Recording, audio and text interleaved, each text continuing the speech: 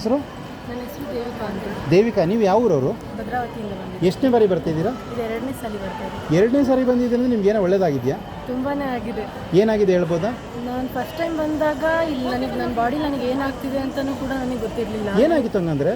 ನನಗೆ ಒಂದು ಚೂರು ಏನೂ ಗೊತ್ತಿಲ್ಲ. ಹುಷಾರು ತಪ್ಪಿದ್ರಿಯಾ? ಫುಲ್ ಹುಷಾರಿಲ್ದಂಗಾಗಿತ್ತು. ಹಾಂ. ಅಮ್ಮ ಅವ್ರ ಸರ್ ತಹಶೀಲ್ದಾರ್ ಅವರು ಇಲ್ಲಿ ರೆಫರೆನ್ಸ್ ಮಾಡಿಕ್ಕೆ ಇಲ್ಲಿ ಬಂದ್ವಿ. ತಹಸೀಲ್ದಾರ್ ರೆಫರೆನ್ಸ್ ಮಾಡಿದ್ರೆ ಅಂದರೆ ನೀವು ಹುಷಾರು ತಪ್ಪಿದಾಗ ಎಲ್ಲೂ ಆಸ್ಪತ್ರೆಗೆ ತೋರಿಸಿರ್ಲಿಲ್ವಾ? ಇಲ್ಲಿ ಎಲ್ಲ ಕಡೆ ಹಾಸ್ಪಿಟ್ಲಿಗೆ ತೋರಿಸಿ ಎಲ್ಲ ಕಡೆ ತಿರುಗಿ ನೋಡಿದಾಗಲೂ ಏನೂ ವರ್ಕೌಟ್ ಆಗಲಿಲ್ಲದಾಗ ಇಲ್ಲಿಗೆ ಬಂದಿದ್ದೆ. ಅಂದರೆ ಏನಾಗ್ತಿದೆ ಅಂತ ನಿಮ್ಗೆ ಗೊತ್ತೇ ಇರಲಿಲ್ಲ? ಏನೂ ಗೊತ್ತಿಲ್ಲ. 58 kg ಇದ್ದವಳು 28 kg ಇಳಿದಿದ್ದಳು. Ayyappa, 58 kg ಇದ್ದವಳು 28 kg ಬಂದ್ಬಿಟ್ಟ. ಅಂದರೆ ಅಷ್ಟು ಹುಷಾರು ತಪ್ಪಿಟ್ಟಿದ್ದೆ. ಇಲ್ಲಿಗೆ ಬಂದಮೇಲೆ ಹುಷಾರಾದ್ರಿಯಾ? ಅಲ್ಲಿ ನನ್ನ ಫುಲ್ ಲೈಫ್ ಸ್ಟೈಲೇ ಚೇಂಜ್ ಆಯಿತು ಇಲ್ಲಿಗೆ ಬಂದಾಗಿಂದ. ಲೈಫ್ ಸ್ಟೈಲ್ ಕೂಡ ಚೇಂಜ್ ಆಗಿದೆ. ಏನೇನಾಗಿರ್ಬೋದಪ್ಪ? ನನ್ನ ಎಜುಕೇಷನಲ್ಲಿ ಇಲ್ಲಿ ವಿದ್ಯಾಭ್ಯಾಸ ಅಕ್ಷರಾಭ್ಯಾಸ ಮಾಡಿದಾಗಿಂದ ಎಜುಕೇಷನ್ ಫುಲ್ ಚೇಂಜ್ ಆಯಿತು. ಎಲ್ಲದರಲ್ಲೂ ಆ್ಯಕ್ಟಿವ್ ಆಗ್ತಾ ಹೋದೆ. ಫುಲ್ ನನ್ನ ಹೆಲ್ತ್ ಫುಲ್ ಇವಾಗ ಯಾವುದೇ ಥರದ್ದು ಏನು ಪ್ರಾಬ್ಲಮ್ ಇಲ್ಲ. ಏನು ಪ್ರಾಬ್ಲಮ್ ಇಲ್ಲ. ತುಂಬ ಚೆನ್ನಾಗಿದೆ. ಅಂದರೆ ಶಕ್ತಿ ಇದೆ ಅಂತೀರಾ? ತುಂಬಾ ಇದೆ. ಅದಕ್ಕೆ ಬಂದಿರೋದಲ್ವಾ? ಅದಕ್ಕೆ ಬಂದು ನೀವೇನು ಓದ್ತಾ ಇದ್ದೀರಾ? ಇವಾಗ ಡಿಗ್ರಿ ಹೋಗ್ಬೇಕು. ಡಿಗ್ರಿ ಓದ್ತಾ ಫೈನಲ್ ಇಯರ್ ಫಸ್ಟ್ ಇಯರ್? ಇವಾಗ ಫಸ್ಟ್ ಇಯರು.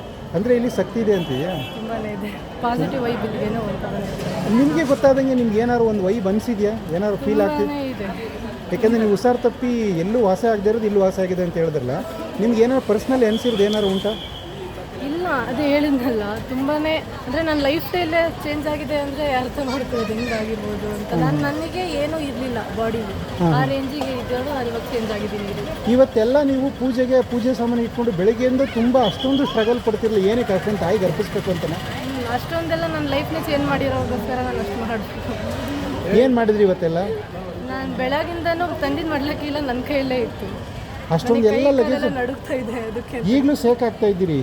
ಏನು ಅಷ್ಟೊಂದು ಭಕ್ತಿ ಪ್ರಧಾನ ನೀವು ಪ್ರೆಸೆಂಟ್ ಮಾಡಬೇಕು ಅನ್ನೋದಕ್ಕೋಸ್ಕರ ಬೆಳಗ್ಗೆಯಿಂದ ಸ್ಟ್ರಗಲ್ ಮಾಡಿದ್ರೆ, ಅಂದರೆ ಅದಕ್ಕೋಸ್ಕರ ಈಗಲೂ ತುಂಬ ನರ್ವಸ್ ಆಗಿದ್ದೀರಾ?